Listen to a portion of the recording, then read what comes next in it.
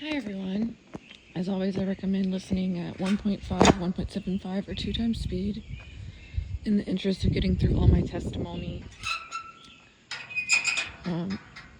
If people are recurringly interested in what I've been victim to, I really recommend people listen through all of it. I know it's a lot. I've had friends say when you listen to it all back to back, it does make sense, and it answers a lot of people's questions. And the problem of trafficking, the reason these organized traffickers are getting away with what they're doing on a daily basis all around the world is because people don't know how they're going about what they're doing, and people have preconceived notions about what trafficking victims look like. I can't speak for other people, but I can speak for myself. Other thing is, I am being radiated 24/7, and on top of that, I am still being broken into, drugged, and raped in my sleep everywhere I go. So right now, I'm very sleep deprived because I'm having to stay awake while my roommate is asleep, and vice versa. And with only 2 people, that's quite a challenge. So please bear with me. I know it sounds disorganized. I know my storytelling, what have you, is lacking. There's just so many details that I want people to understand in their totality. Okay, so we're back in the psychiatric facility that I was falsely imprisoned in my hometown of Charlotte, North Carolina. I was falsely imprisoned by someone who is part of this rape trafficking ring under color of authority. So please listen to the other parts for more context. Now we're at the trial in front of the judge. We're in that room in the bottom of the psychiatric hospital. And so we've been going on, for probably 30 minutes or whatever. The psychiatrist has given what she said on behalf of the hospital, which is to try to get me committed for 30 more days. Officially on the books committed, which only the judge can decide to do. I've been trying my best to convey what I've been victim to the judge, including the fact that I was physically raped in my sleep multiple times in that hospital. Another detail that the psychiatrist chose to bring up that she got from the charge nurse that I asked for is, once I realized that I was still being drugged and raped in my sleep inside this facility, I actually asked to sleep on to pull my mattress outside the room and sleep on the mattress outside the room. Something that's significant about that is that on my floor that I was falsely imprisoned in, there were actually other patients who were literally doing that. And on the first floor, there were a lot of patients doing that. So it's totally possible. Well, remember, the psychiatrist, I never told the psychiatrist that. So she's getting that from either the charge nurse or the social worker. I don't remember, because I shared my concerns. So then when she sees that I'm fighting this, when she sees that the judge believes me and that I'm able to muster some support from the judge, she's pulling out all the stops. She's very clearly under some kind of very, very blatant instructions to get me committed no matter what. It wasn't just the casual, usual, whatever. She was clearly under some specific instructions, right? I'm sure they always go hard on the patients, but she was very, very clearly, because of the content matter of what I'm talking about, because she is unknowingly doing the bidding of the organized rape traffickers, which include multiple people who work at the psychiatric facility, including her superior. She's going hard. So she started pulling out all the stops. She said to the judge, she's, part of her stupid, libelous story that this is psychosis. She's saying she's asking to sleep in the hallway of the psychiatric facility in a mattress. I just want to point out, so then the judge brings that up. When the judge finally comes to her ruling, I did say what I had to say. I was speaking impassionately, as any victim would. I wasn't acting hysterical by any means, but I was speaking passionately, and speaking passionately is a human trait. Well, the reality is that in the context of psychiatry, human traits are coded as some kind of problem. Absolutely anyone who's been victim to what I would have been would be impassionately speaking. And so, I could tell that the judge was used to, think about it. She sees psychiatric patients all day, so she's already got the preconceived notions, and I could tell that she was taking my impassionate speaking just slightly as a bit of a problem. But at the same time, part of the reason that she believed me about the trafficking is because I was impassionately speaking and trying to put everything together and present it to her, to get her to believe me in this tiny, tiny, tiny window of time. So when we're getting near the end, one of the things the judge cited in her ruling was she's asking to sleep on a mattress in the hallway. She's clearly got some mental health issues. Now, and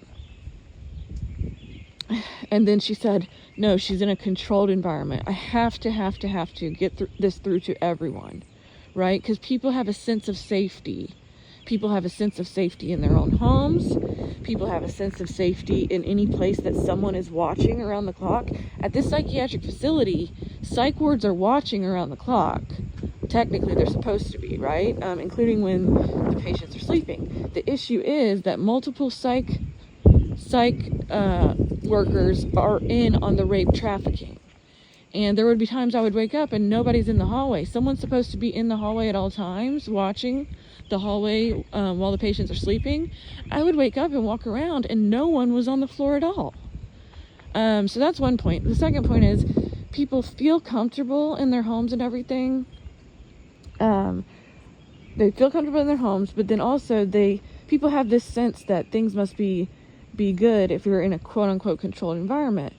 The rape trafficking rings work because they have people that work within hotels, that work within airports, they have multiple people that they control that are legitimate employees. So, from the judge's perspective, she sees it as it must be a controlled environment. She's not understanding that there's criminal activity going on in the psychiatric facility. And that's such an important message to get home, to hammer home, because people have this misconception of trafficking, like it must be when you're out on the streets, it must be when you're quote-unquote in a bad situation, it must be when you quote-unquote put yourself in a bad situation. Now, again, there's a lot of trafficking victims whose stories are different from mine, but the reality is that these specific rape traffickers, the ones who are repeatedly doing this to me, breaking in, drugging, and raping me in my sleep, that's not how they work. You don't have to be involved. I'm sorry, I sound like a broken record, but you don't have to be involved. You don't have to not be in a quote-unquote controlled environment. Every time they've done this to me, I've had nothing but an expectation of safety. Every time they've done this to me, they've broken the law to even get access to my body in my sleep. I've never fallen asleep in someone's house for them to rape me in their house. Now, if I had, or for victims who have, that's still rape, and I'm still supporting those victims. But just to show you how many degrees removed a victim can be from this. So it's not about whether you're in a quote-unquote controlled environment or not. It's about whether you're on a trafficking list. It's about who can be bought, which psych techs can be bought and paid and bribed or otherwise controlled via blackmail or whatever else to be part of this and to commit criminal acts. It all goes down to money. Another important thing about the trial is that there were lies being told about me. And so, yes, I did want to speak up when the lies are being told, because I already know I'm going to have to address all these things. I already have a permanent migraine.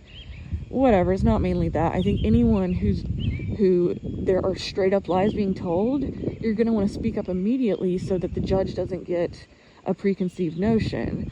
So I did try to speak up, and she's like, you need to only speak when you're spoken to, but there's straight up lies being told to try to get me trapped here. So anyways, other important piece of this to note is that my public defender at the time, towards the end, he did pull out a certain stop that was actually really good. They found a, I'm not saying that he's totally against me, right? Nothing is all one color. Nothing is just either black or white, and that's part of how this stuff works. Just because he had some prejudice against me as far as not fully believing me about the rape trafficking doesn't mean that he's not also a legitimate lawyer who probably had a legitimate want to defend me, right? People have different motivations and then different ideological problems. So like, he had a motivation to actually do his job, for sure, for whatever personally motivates him to do his job, but he also had the ideological problem of, believing in psychiatric ideas. That's kind of off topic, I'm sorry, but I'm just saying that to say that just because he was technically working against me in some ways that he maybe probably wasn't aware of, doesn't mean that he's totally bad, right? So he found something in the law books. Basically, they had not done legally you have to do an exam within 24 hours of being admitted, and technically they hadn't, and it boiled down to the definition of being admitted, whether the definition was going to rest on the date and time that I was brought into the hospital, period, at the lower level, or whether the definition of me being admitted was going to boil down to when I was brought up to the floor and technically admitted. So I had a chance at that, because he moved to dismiss the whole thing and to dismiss the motion to have me committed for 30 more days. And they debated about it back and forth a lot. I had a chance. I absolutely had a chance. The judge heard him out and everything. Ultimately, they ruled in the hospital's favor and claimed the technicality didn't apply to me. I didn't agree with that. And I'm not just saying that because I'm me. I'm saying that because the way my lawyer laid it out and the way he spelled out the actual law he was referencing about required to do an exam within 24 hours, it actually didn't line up. So in the end, I'm sure I'll go back and include things from this later, just to be extremely thorough. I'll note down what I missed from this particular trial. They pulled out all the stops. They saw that I was fighting, and here's the most important thing, the hospital representative, which is the psychiatrist, she saw that the judge believed me. The judge in her final ruling said, I absolutely believe that you've been a victim of trafficking, but a person can be a victim of trafficking and also have mental health issues. She was also scared because they clearly used the agency to scare her. So she ended up ruling, but let's just say this. Not only did she believe me, she also reduced it from 30 days, which is what the hospital wanted, to 15 days.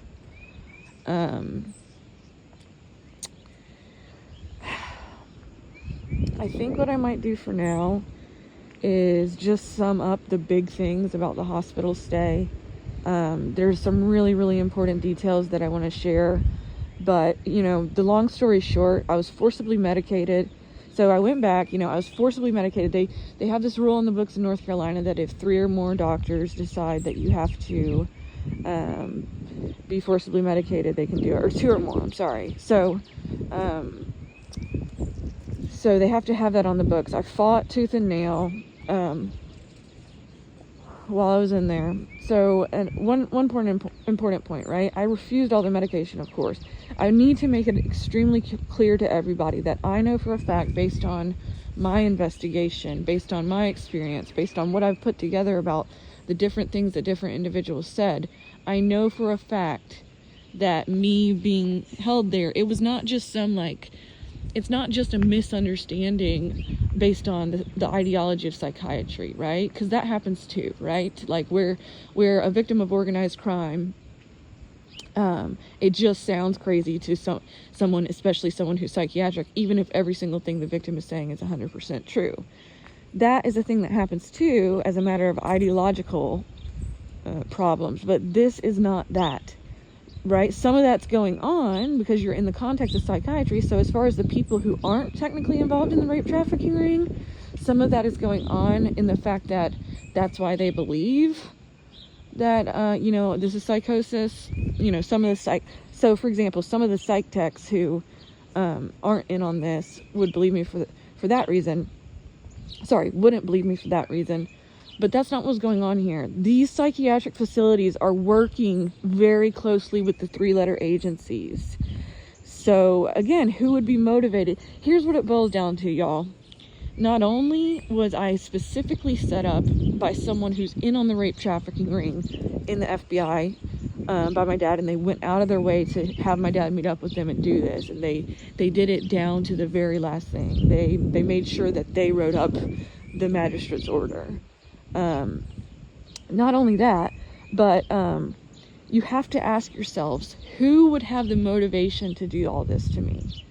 It's not just the FBI. It's not just that I went to the FBI and the FBI didn't understand and just did this because they didn't know what else to do with me. That is not what's happening here. It's that the organized rape traffickers are frantically trying to discredit me. So not only my whole being taken there in the first place was set up, but while I'm inside the facility, not only are all my actions being watched, but someone within the rape trafficking ring is responsible for absolutely, somewhere along the line, making sure that I'm come down on it as hard as possible. It's absolutely criminal. The hospital broke so many laws. When I was forcibly medicated, they said you don't have a choice. By the time that they had quote unquote had 2 or more doctors agree that I need to be forcibly medicated, again, someone very high up is responsible for that, and it's someone who's in on the rape trafficking ring.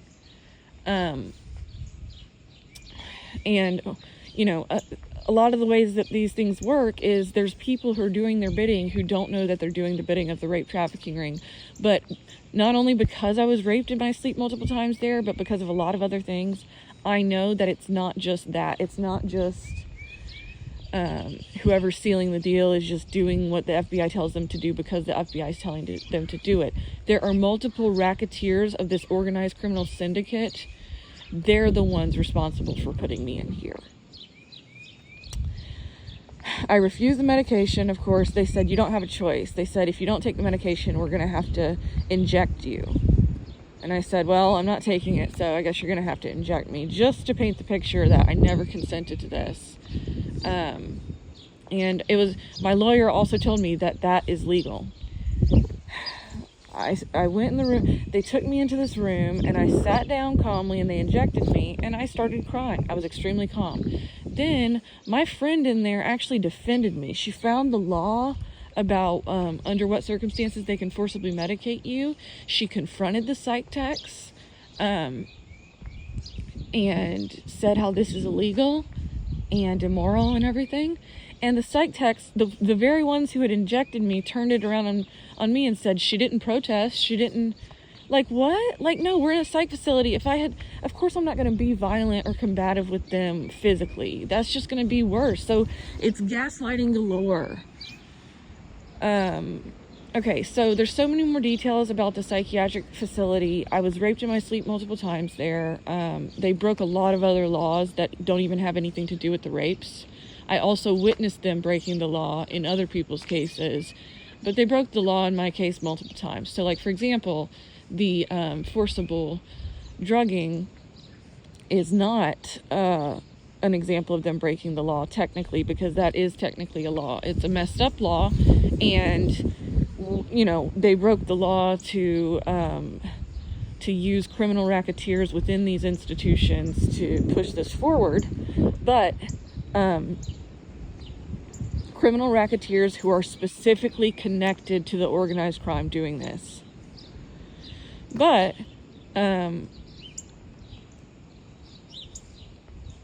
there were a lot of other cases where they did outright break the law. I ended up getting out of there exactly 1 month after I had gotten in. I'm gonna stop there for now. Thank you for listening. Very tired.